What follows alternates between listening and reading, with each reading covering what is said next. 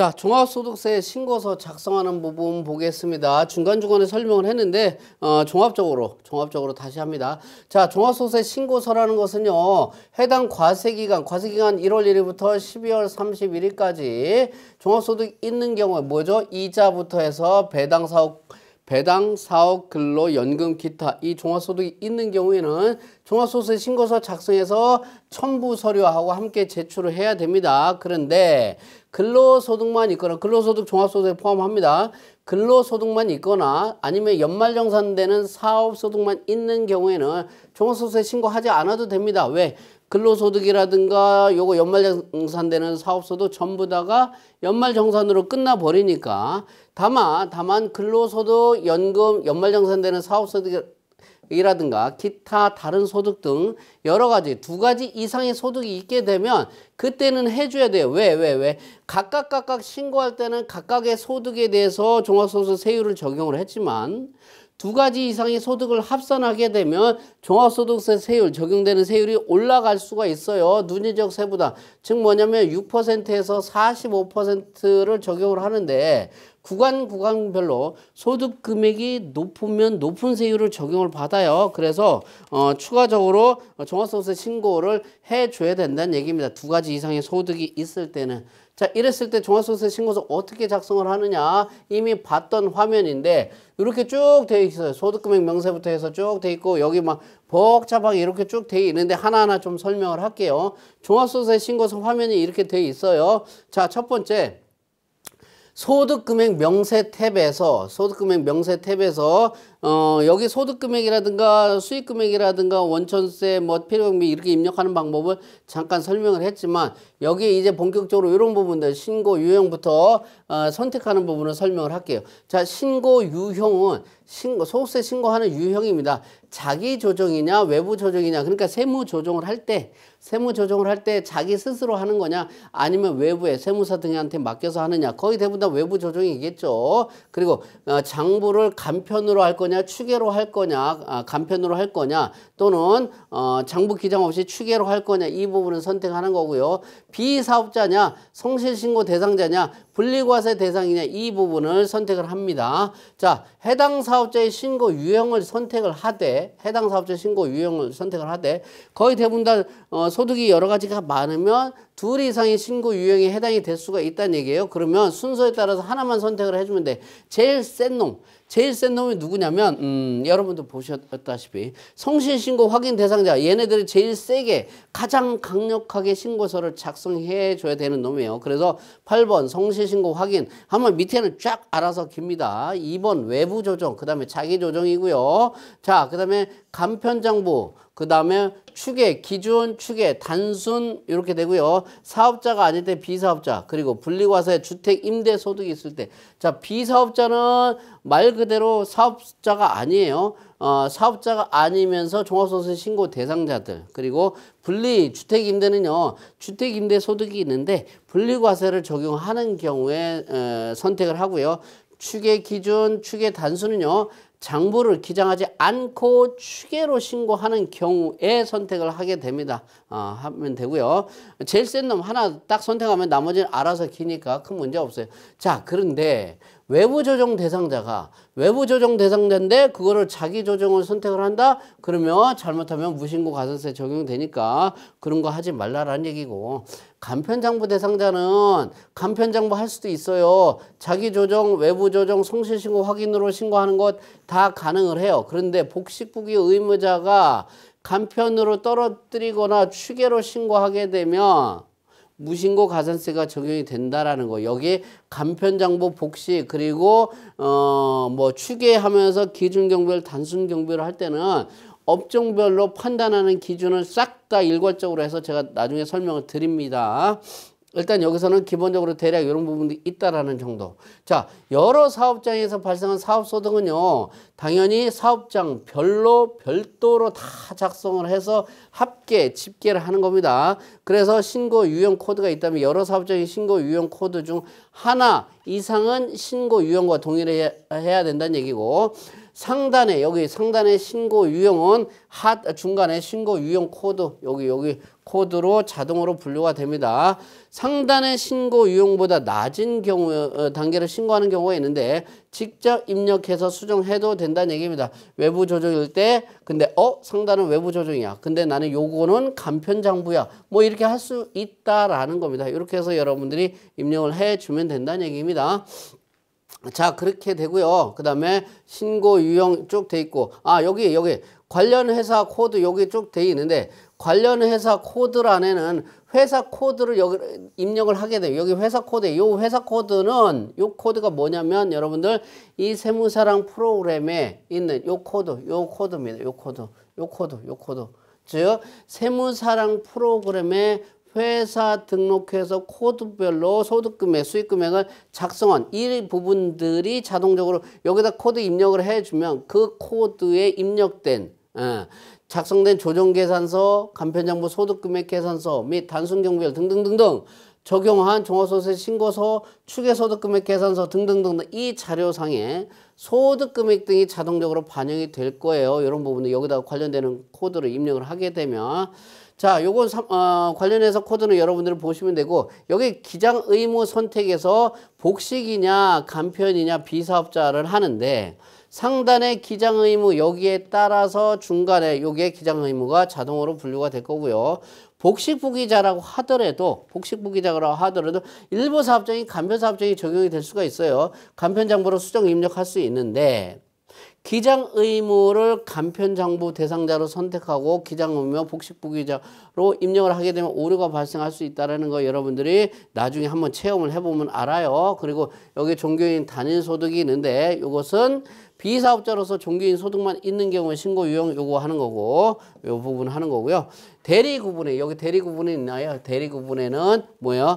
기장, 조정, 신고용 중 2번 외부 조정, 신고, 확인, 이런 부분들을 적용을 하면 될 거고요. 그 다음에 여기에 소득구분 일련 코드 입력해가지고, 소득구분 코드 어떻게, 몰라. 어떻게 F2 코드 눌러가지고 F2 코드 해서 관련해서 코드 입력하면 작성된 자료를 자동적으로 반영을 하더라라는 얘기입니다. 이렇게 해서 정리가 될 거고요. 그 다음에 여러분들 뭐가 있었어요? 공동사업 하는 경우에 여기에 공동사업장 여부 16번 란에다가 여기 여부란은 어떻게 되느냐면 회사 등록, 요 회사 등록에 공동사업장 여부에 여로 선택한 게 자동으로 반영이 될 겁니다. 그래서 공동사업장으로 반영이 되고요. 대표 공동사업자의 성명이라든가 이런 부분들이 납세자 구분 이런 부분들도 자동적으로 반영이 될 겁니다. 물론 공동사업 관련한 요 소득금액이 입력이 다 돼 있어야 되고 회사 등록에 여로 돼 있어야 되겠죠. 이런 부분 있어야 되고요. 자, 그 다음에 혹시라도 사업소득 이외에 다른 소득 예를 들어서 근로소득 이자 배당 등등등등 있는 경우에 다시 소득세 공제 신고서 입력할 때 입력했던 내용 설명했던 내용입니다. 다른 근로소득이 있다. 그러면 F2 코드 도움을 통해 가지고 여기 코드 도움을 통해 가지고 개별적으로 다 입력을 쭉 해주면 됩니다. 소득의 종류별로 상호라든가 법인명, 사업자 등록번호 같은 거 그리고 이런 부분들을 어떻게 알 수 있죠? 그 소득에 따른 원천징수 영수증이 있을 거예요. 원천징수 영수증 보고 소득의 지급자, 회사, 금융기관, 원천징수자, 원천징수 의무자 정보를 입력을 해주면 됩니다. 그러면서 이제 업종의 수익금액, 쭉쭉 총수익금액, 이자 배당, 필요경비, 원천징수 이런 부분들을 직접 입력합니다. 기타 소득의 경우에는 필요경비를 직접 계산해서 입력을 해줘야 됩니다. 필요경비를. 자, 기타 소득 금액의 경우 필요경비 직접 입력해 주는데 혹시라도 원천징수 대상 사업소득이 있다면 이 사업소득의 원천징수 세액은요 여기에 입력하는 게 아니에요. 어디로 가면 여기로 갈 거예요. 3번 임대 원천징수 탭에서 개별적으로 별도로 입력합니다. 다시 다른 소득에 대해서 예를 들어서 이자, 배당, 근로라든가 이런 부분들은 여기에 원천징수세액이라든가 이런 부분들을 쭉 다 입력을 하지만 원천징수 대상 사업소득이 있다면 그 사업소득에 대한 원천징수세액은 여기 3번 임대 원천징수 탭에서 별도로 입력을 해줘야 된다는 거 주의하십니다. 자, 주의해서 이렇게 보시면 되고요. 자, 그렇게 해서 종합소득세 신고서 봤고요. 다른 종합소득세 신고서 화면에 결손금, 2월 결손금 관련해서 설명하기 위해서 이론 잠깐 보십니다.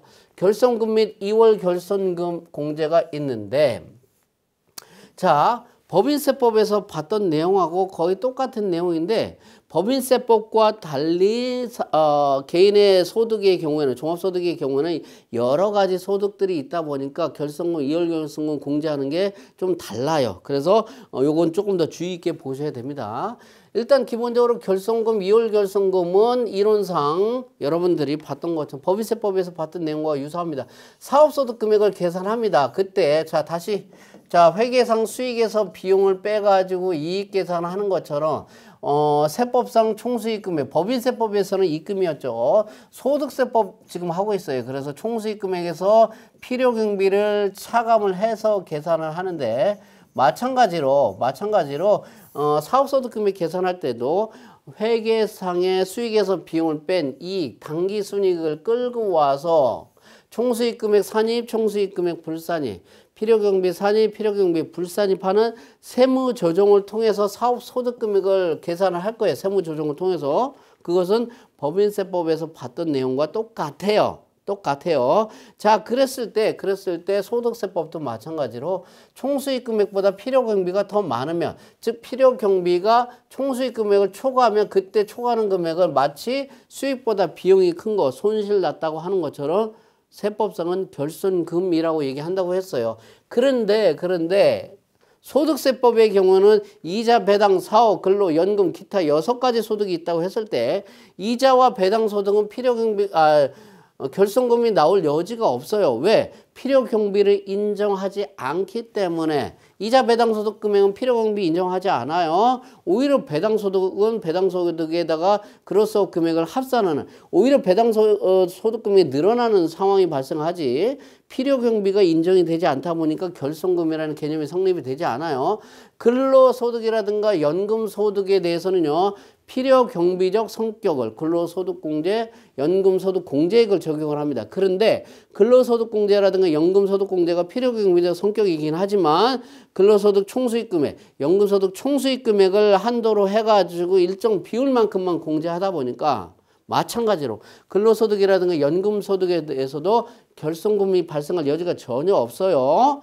기타 소득에 대해서는요, 기타소득 총수익금액에서 필요경비를 차감해서 계산을 하지만 필요경비가 초과돼 가지고 결손금이 발생할 여지가 없으면서 또 하나 결손금 규정을 따로 두고 있지 않아요. 결손금 인정 안 해요. 결국 뭐예요? 결국은 결손금은 어디에서? 사업소득 금액에서만 발생을 하면서 그것만 인정을 하겠다는 얘기고, 자, 그랬을 때 이 결손금은 어떻게 할 거냐? 당해년도에 다른 소득에서 공제를 하거나 아니면 못 받으면 2월에서 공제를 합니다. 자, 결손금이 뭐요? 사업소득에서 발생한다라고 했어요. 다른 소득에서는 결손금 발생 안 한다고 했어요. 그러면 이 사업소득에서 발생한 결손금은 다른 소득에서 공제해 주거나 아니면 2월에서 공제합니다. 자, 결손금은 일반 사업소득, 주택임대월 포함한 일반 사업소득에서 발생한 결손금하고 부동산 임대업에서 발생한, 이때 부동산 임대업은 주택임대업제요. 그러니까 주택임대업은 일반 사업소득에 포함해서 생각하면 돼요. 자, 같은 부동산 임대업이라고 하더라도 주택임대업과 상가, 일반 부동산 임대업은 주로 이제 상가 임대업이 되겠죠. 자, 간단하게 주택임대업과 상가 임대업은 구분해서 합니다. 그랬을 때 주택임대업은 조금 더 배려를 해줍니다. 그래서 주택임대업은 일반 사업소득금액에 포함한다라고 여러분들 생각하시면 돼요. 물론 소득금액 계산은 프로그램상 소득금액 계산은 일반 사업소득금액, 주택임대 소득금액, 그리고 일반 부동산임대, 상가 부동산임대 소득금액 계산은 코드별로 따로따로 계산을 제가 한다고 했어요. 자, 그랬을 때 일반 사업소득금액에서 발생한 결손금은 주택임대 포함해서, 이것은 부동산 임대업, 주택 임대업을 제외한 일반 상가 부동산 임대업에서 발생한 결손금으로 구분을 합니다. 따로따로 놓고 봐요. 자, 그랬을 때 어떻게 처리하느냐? 일반 사업소득 금액에서 발생한 결손금이라든가 주택 임대업에서 발생한 결손금은 어떻게 하느냐? 부동산 임대업, 이 주택 임대업, 이 사업소득금액, 근로소득금액, 연금소득금액, 기타소득금액, 종합과세되는 금융소득금액으로 이 순서대로 공제를 합니다. 거의 대부분은 뭐 부동산 임대업, 뭐 근로 이 정도까지 오겠죠. 연금, 기타 정도까지 오겠죠. 자, 해당 과세기간에 부동산 임대업에서 소득이 발생하는 경우 일반 사업소득금액 결성금을 먼저 부동산 임대사업소득금액에서 공제한다는 얘기예요. 자, 다시 일반 사업이라든가 또는 주택 임대업에서 결성금액이 발생을 했다. 그러면 다른 소득 중에서 부동산 임대업 소득부터 먼저 날려버리고 그 다음에 그것도 날려버리고 또 결성금이 남았다. 그럼 근로, 연금, 기타 이 순서대로 하되 여기 마지막에 종합과세되는 금융소득은요. 금융소득이 원천징수세율 적용분이 있고 그리고 기본세율 적용분으로 또 나눠지게 됩니다. 그거 금융소득 종합과세 할 때 따로 별도로 또 설명하는데 원천징수세율 적용분은요. 결성금을 공제하지 않아요. 기본세율 적용분에서는 공제할지 말지를 여러분들 납세자한테 선택을 하라고 돼 있는데 가급적이면 공제하지 않는 것이 나중에 공제받는 것이 유리할 수도 있어요. 물론 금융소득까지 와가지고 결성금 공제한다든가 여기까지 올 가능성은 그렇게 사례는 그렇게 많지 않아요. 이론상 살펴보는 거고요. 자, 그랬을 때 일반 사업소득 금액은 그렇게 하고요. 부동산 임대업에서 발생한 게 있다. 자, 여기서 부동산 임대업에서 발생한 부동산 임대업도 당연히 결손이 발생할 수 있죠. 왜? 임대가 안 나가. 공실만 발생해. 그럼 관리비는 나가야 되죠. 감가상각비 나가야 되죠. 계산해야 되죠. 재산세도 내야 되지. 그러면 부동산 임대업도 빵꾸가 날 수 있어요. 자, 이때 부동산 임대업에서 발생한 결손금. 주택 임대업은 이쪽으로 가 있으니까 여기는 제외됩니다. 이쪽으로 가 있어. 여기 있잖아. 여기. 자, 부동산 임대업에서 발생한 결손금은요. 해당 과세기간에 다른 소득금에서 공제하지 않고 2월에서 다음 연도 이후에 부동산 임대업에서만 결손금으로 공제받습니다. 그러니까 다른 사업소득금액에서 일반적인 사업소득금액에서 결손금이 발생한다. 그러면 부동산 임대업 소득부터 날려버리게 공제를 받겠지만 부동산 임대업에서 발생한 결손금이 있다면 그것은 다른 데서 공제받지 말고 그건 네가 알아서 책임져. 네가 알아서 해결해. 그러니까 네 소득. 부동산 임대업에서 발생한 결손금은 네가 알아서 책임져라. 즉 뭐냐면 다른 소득금액에서 공제하지 않고 넘어가서 다음 연도에 부동산 임대 소득금액이 발생하면 그때 2월에서 공제를 받아라 라는 얘기예요. 예? 자, 이 얘기는 뭐냐면 부동산 임대업에서 발생한 결손금은 얘는 따로따로 가라는 얘기예요. 여기 따로따로. 너 혼자 알아서 책임져. 이 얘기는 뭐예요? 부동산 임대업, 상가 임대업 같은 거 이런 부분에 대해서는 조금 뭐라고 할까요? 홀대해 준다고 할까요? 그래 사실 의미는 그래요. 그렇게 됐다는 얘기고요. 결손금은 이렇게 하고 2월 결손금은 어떻게 15년간 2월에서 공제하는데 마찬가지의 같은 요령입니다. 일반 사업소득에서 발생한 2월 결손금, 주택임대업에서 발생한 2월 결손금 포함해서 자 종합소득 과세표준금액 계산할 때 어떻게 부동산 임대업, 주택임대업 제외한 이 부동산 임대업에서 소득이 발생을 했다. 거기서도 공제 못했다. 근로연금 이 순서대로 공제를 하고요. 부동산 임대업에서 발생한 2월 결손금 마찬가지로 해당 과세기간의 부동산 임대업 소득금액에서만 공제해라. 너 스스로 네 안에서만 해결해라는 얘기고. 자, 그랬을 때 결손금과 2월 결손금이 있다. 어떤 게 2월 결손금 먼저 공제합니다. 추계로 할 때는 2월 결손금 공제를 배제합니다. 추계로 할 때는 폐업한 다만 이제 폐업한 사업장이 있다면 2월 결손금은 공제가 가능하고요. 그 다음에 중소기업 결손금 마찬가지로 법인세법에서도 봤었죠. 중소기업에 대해서 결손금은요 소급공제 해줬죠. 소급공제 했다는 얘기예요. 중소기업으로서 사업소득에서 결손금이 발생을 해요. 그러면 소급해서 직전 연도 과세기간 사업소득금액에서 공제해서 환급 신청을 받을 수 있겠더라라는 얘기입니다. 자, 그래서 이월결손금 관련해서 내용 설명을 하면요. 종합소득세 신고서 화면에 1번 소득금액 명세 탭 옆에 이월결손금 탭에 있어요. 이월결손 공제 탭에서 자, 종합소득금액. 자, 2번 종합소득금액 결손금 및 2월 결손금 공제 명세서에 이 사업소득 결손금 공제란에 사업소득에서 발생한 결손금 공제 순서에 따라서 자동적으로 반영이 쭉쭉 될 겁니다. 여기 탭에서 쭉쭉 반영이 되면 자, 그러면 상단에 F12 불러오기를 클릭을 합니다. 불러오기를 클릭하면 전기의 종합소득세 신고서상의 2월 결손금 명세서의 1월 결손금 잔액이 반영이 될 거예요. 반영이 되고 단기 공제 요게 입력이 되고요. 5번의 소급공제. 이 소급공제액은요. 결손금 소급공제세액 환급 신청서에 작성된 이 부분에 10번의 소급공제 받을 사업장별 결손금을 여러분들이 개별적으로 입력을 해줘야 돼요. 소급공제 받을 때는 물론 결손금 소급공제세액 환급 신청서가 작성이 되겠죠.